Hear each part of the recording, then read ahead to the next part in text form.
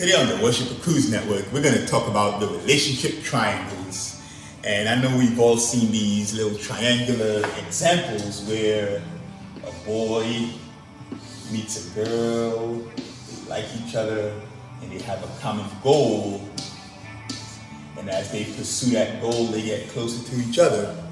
So we're going to talk about some of the things that people tend to be driven by that makes them want to pursue a relationship, or some of the goals that people pursue, and find out what we really should be pursuing in these relationships.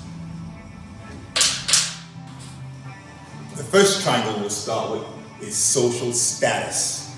You're out there looking on social media and you see all these couples that look to be happy.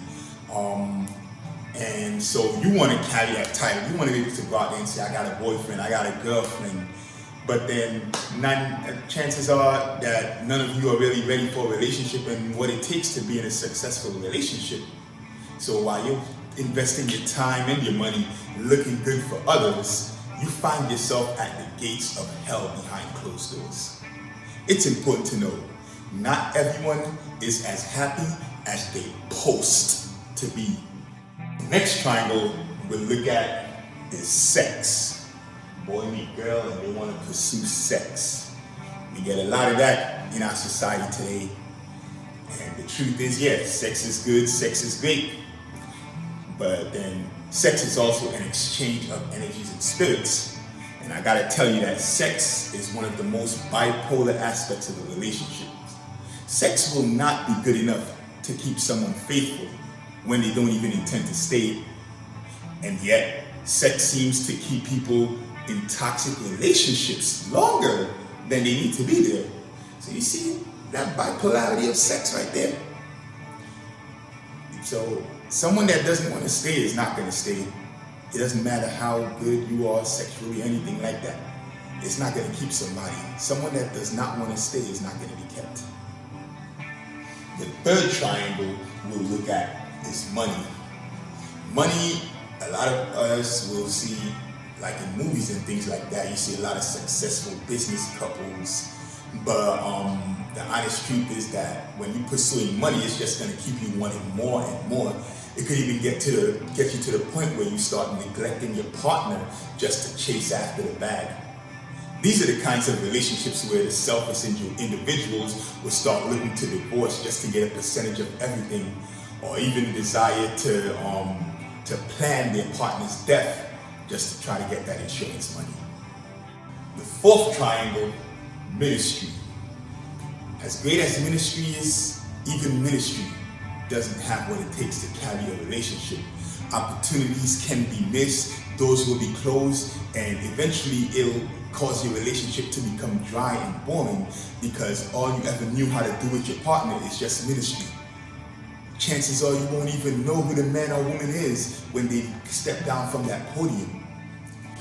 And the fifth triangle, the last but not the least, is God. And I'm going to read a scripture on that one. 1 John chapter 4, verse 8. It says, "He who does not love does not know God, for God is love."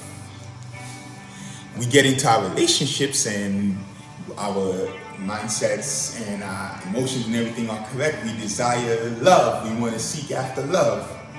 Well, we see right here that God is love.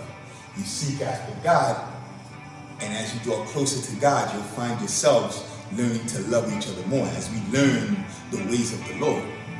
Now, of course, there's relationships out there where the partners don't know God and they have lasted for a while, but the question is, are they truly happy and do they continue to feel fulfilled? Some of these people say, oh, we have a great connection. Well, one thing I will tell you is that connections break, just like that cell phone call that was going on for 2.5 hours and then all of a sudden it's over. In a relationship, connections are going to break. And for those of you sexually active, you'll notice things where you feel a different kind of connection in the sexual aspect of your relationship throughout the time together. And it's because of these different connections, these broken connections and everything, that can ultimately lead to cheating. because he or she who went to cheat is looking for a new connection in that relationship. So when you pursue God and you find love, love builds new, fresh connection between the partners. Another kind of relationship, situationships, may be lasting. Why? I'm with this person because if I leave them, I have nowhere to go. So I have to love him or her for giving me a home for the past 20 years. That's a situationship, but there is no love.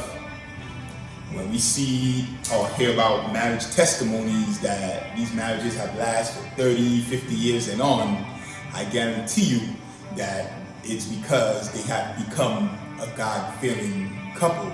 They may not have started with God, but they got it together and started pursuing God. And that's how they found love.